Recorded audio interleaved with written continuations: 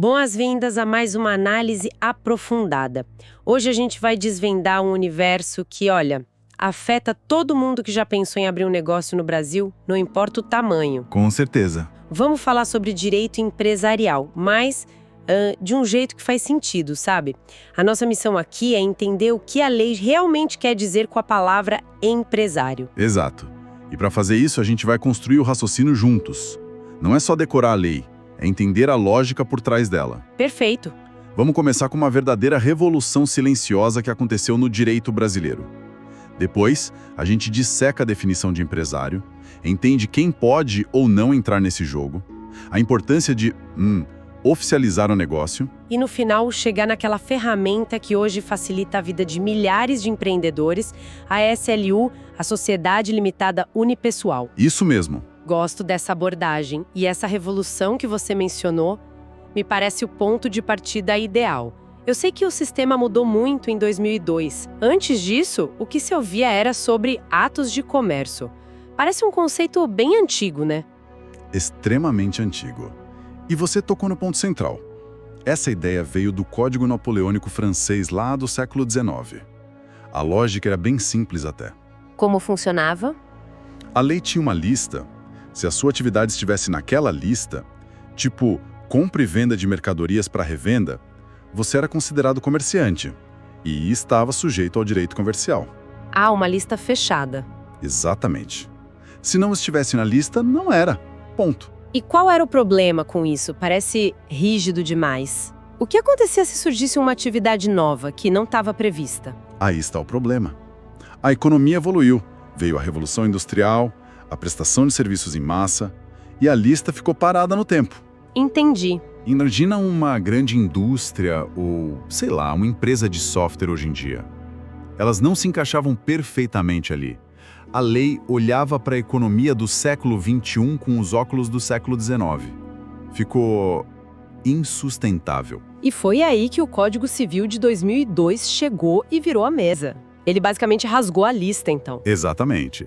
O Brasil abandonou essa teoria francesa dos atos de comércio e adotou a teoria da empresa, de origem italiana. Teoria da empresa. E o que é fascinante é que a pergunta mudou completamente. Deixou de ser o que você faz. E passou a ser como você faz.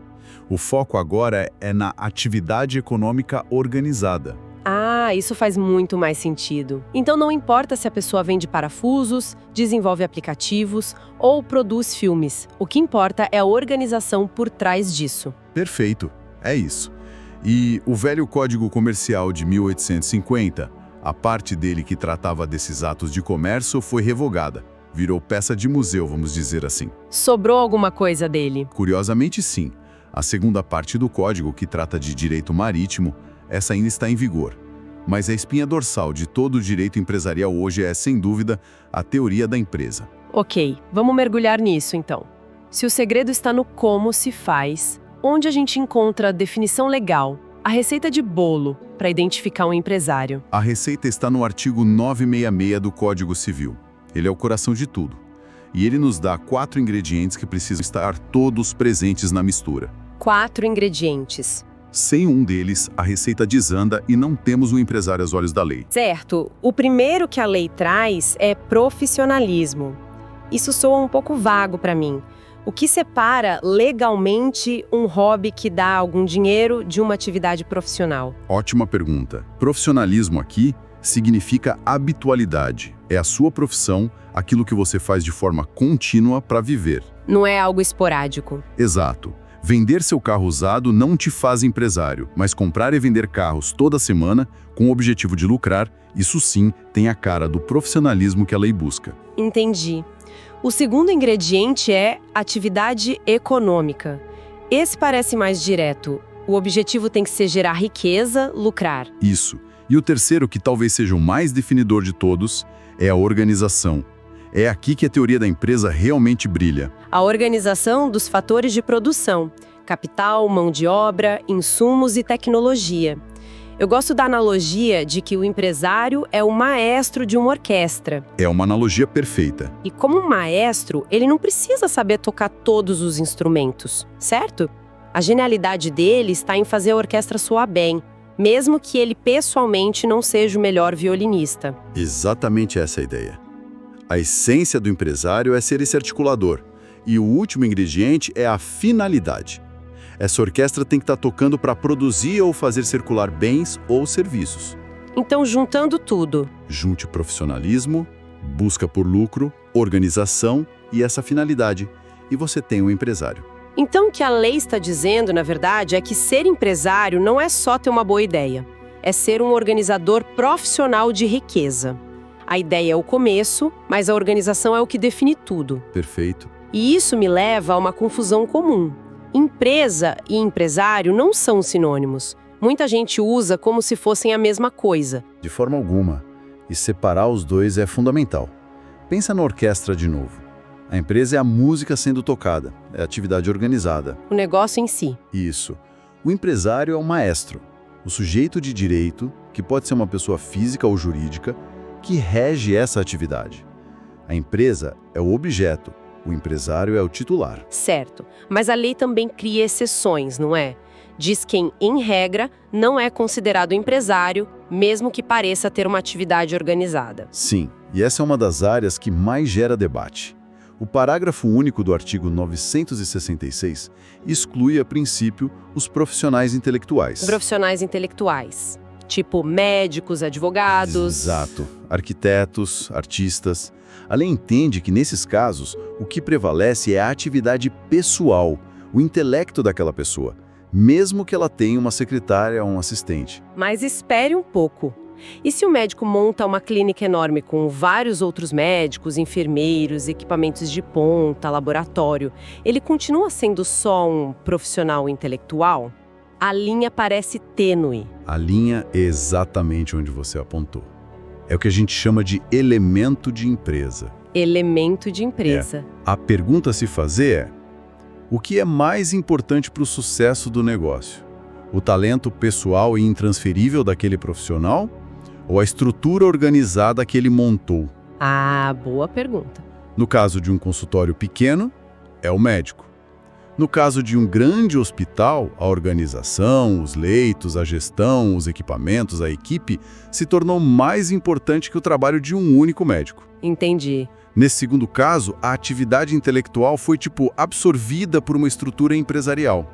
Aí sim temos uma empresa. Certo. E entendi a lógica de quem pode ou não ser empresário pela atividade. Mas e a pessoa por trás do negócio?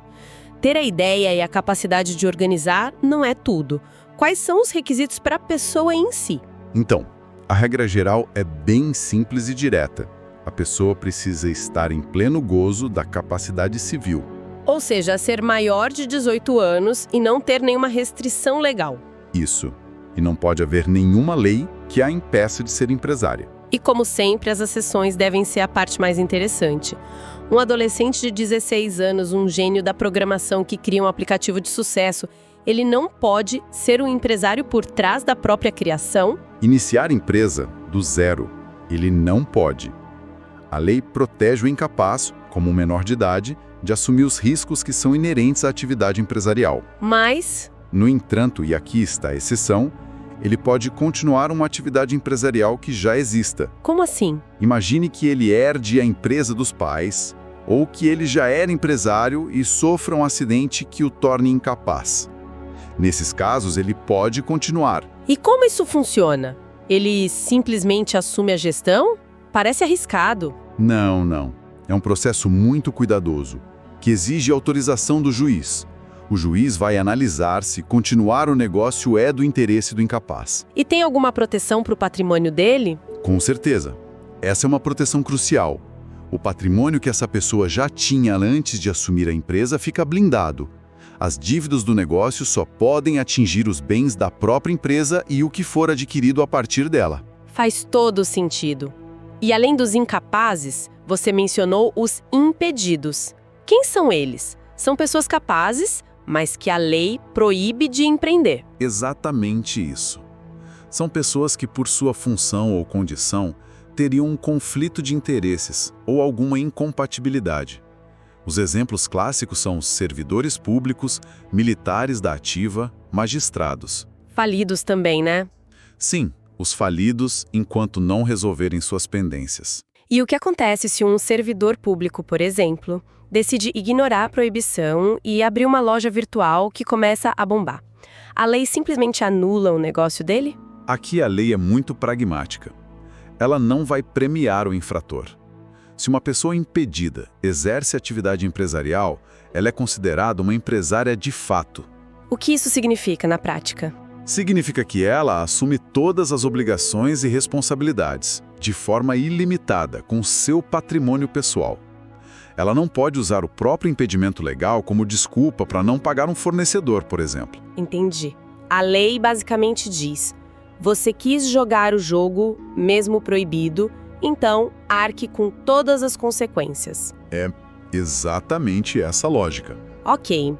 Então a pessoa é capaz, não é impedida, tem uma atividade super organizada, é só começar a operar. Ou falta um passo para o jogo começar oficialmente? Falta o passo fundamental, a formalização. O artigo 967 do Código Civil é claro. A inscrição do empresário na junta comercial é obrigatória. Obrigatória. E tem um prazo. Sim, e deve ser feita antes do início da atividade. E por que isso é tão importante?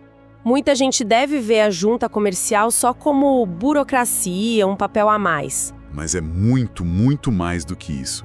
Eu diria que a junta comercial funciona como o cartório de registro civil das empresas. Sem o registro para o mercado, a empresa oficialmente não nasceu. Entendi. Esse registro tem 3 funções vitais. A primeira é dar publicidade, transparência. Qualquer um pode consultar os dados e negociar com mais segurança. A segunda, imagino, é a regularidade. Perfeito. O registro te dá o status de empresário regular. Isso abre portas importantíssimas. A mais crucial delas é o direito de pedir recuperação judicial. Ah, isso é fundamental em uma crise. Sem dúvida. Se a empresa entrar numa crise grave, a recuperação judicial é uma ferramenta para se reorganizar. Um empresário irregular não tem esse direito. E a terceira função? É a Constituição. Para uma sociedade, o registro é o ato que dá vida, que cria a personalidade jurídica. É a certidão de nascimento dela. Falando em registro, tem um caso que sempre gera dúvidas, o do produtor rural. Ele precisa seguir essa mesma regra? O produtor rural é um caso à parte muito interessante. Para ele, a lei dá uma escolha.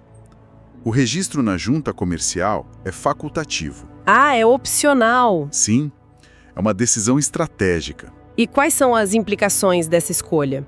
O que muda se ele se registra ou não? Se ele decide se registrar, ele passa a ser equiparado a um empresário comum para todos os fins. A grande vantagem é que ele ganha o direito de pedir recuperação judicial, uma ferramenta poderosa para crises no agronegócio. E o lado negativo? Por outro lado, ele também passa a estar sujeito à lei de falências. Se ele não se registra, continua sob um regime jurídico próprio, sem esses direitos e deveres do mundo empresarial. Isso nos leva a um ponto super prático que mudou o cenário para o empreendedor individual. Eu lembro de se falar muito na Eireli, a empresa individual de responsabilidade limitada, mas ela parecia algo distante para a maioria. Sim, a Eireli nasceu de uma ideia ótima: permitir que uma pessoa só pudesse criar uma empresa e separar seu patrimônio pessoal do patrimônio do negócio. O famoso separar o CPF do CNPJ. Exato. O problema é que ela nasceu com uma barreira de entrada enorme. O capital social mínimo, não é? Era um valor altíssimo. Exatamente. A lei exigia um capital de 100 salários mínimos, totalmente integralizado na abertura. Isso era inviável. Nossa, para um pequeno empreendedor é impossível. Pense num desenvolvedor de software freelancer. Antes, para proteger o apartamento dele de uma dívida, de projeto, ele precisaria ter o equivalente a um carro de luxo guardado no banco só para começar a Eireli. Isso a tornou praticamente inútil para 99% dos empreendedores. Completamente. E o que a substituiu? Como resolveram esse problema? A solução veio com a Lei da Liberdade Econômica, que criou uma figura muito mais inteligente e acessível: a Sociedade Limitada Unipessoal, a SLU. E o que aconteceu com as Eirelis que já existiam? O legislador foi prático.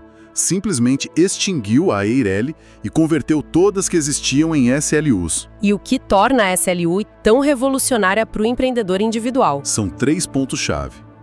Primeiro, e o mais importante, não existe capital social mínimo. Ah, isso muda tudo. Você pode começar uma SLU com R$1.000, com R$500 e ter a mesma proteção patrimonial. Isso democratizou o acesso à responsabilidade limitada de uma forma brutal. E o segundo ponto? Segundo, ela usa a estrutura de algo que o direito brasileiro conhece e confia há décadas, a sociedade limitada. A SLU é simplesmente uma LTDA com um sócio só. Isso traz uma segurança jurídica enorme. E o terceiro? E terceiro, ela entrega a promessa que a Eireli não conseguiu cumprir: a proteção real e acessível do patrimônio pessoal do empreendedor. Foi um divisor de águas. Que jornada, hein? Saímos de uma analista engessada de atos de comércio, presa no século XIX, para uma teoria dinâmica focada na organização. Uma evolução e tanto. Desvendamos que ser empresário é, na essência, ser um maestro que articula fatores de produção. Vimos quem pode e quem não pode reger essa orquestra, a importância da certidão de nascimento na junta comercial. Exato. E, por fim, como a SLU se tornou a ferramenta que permite ao músico solo tocar com a segurança de uma grande banda. E essa evolução toda nos deixa com uma reflexão, né?